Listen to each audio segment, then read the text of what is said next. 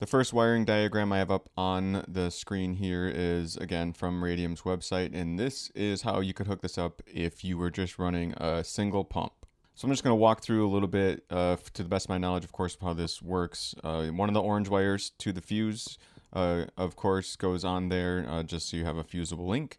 And then the other orange wire going out of the fuse, we connect to that red wire that comes with the kit, and we need to run that to the relay. These relays that come from Radium have 5 wires on them. We only need to utilize 4 of them.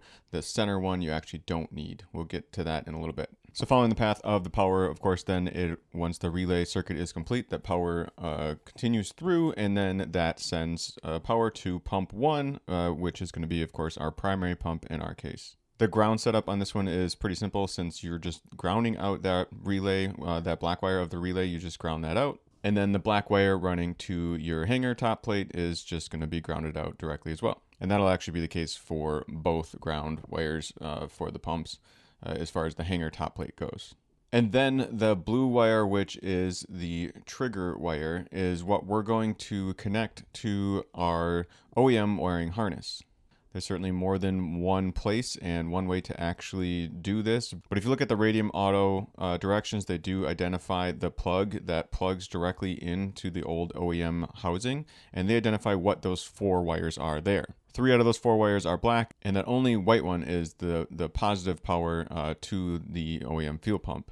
And that's what I used for my trigger wire. So again, that larger gauge white wire that connects to the OEM fuel pump harness, that's the one I tied into the blue wire. Now, moving on to how things get set up when you have a dual pump.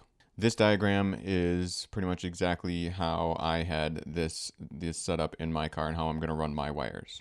So everything we ran through in that single pump setup on that last slide applies to the first relay for the primary pump. That's the relay you see in the middle of the screen.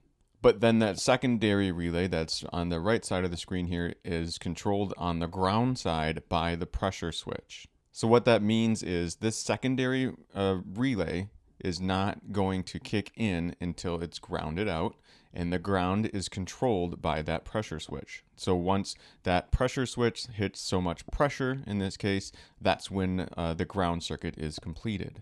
So that's, of course, the difference between the secondary relay and the primary relay. And the other difference is that trigger wire. In this case, that blue trigger wire can just always have power going to it. So we can tie that right in to the power coming from the battery.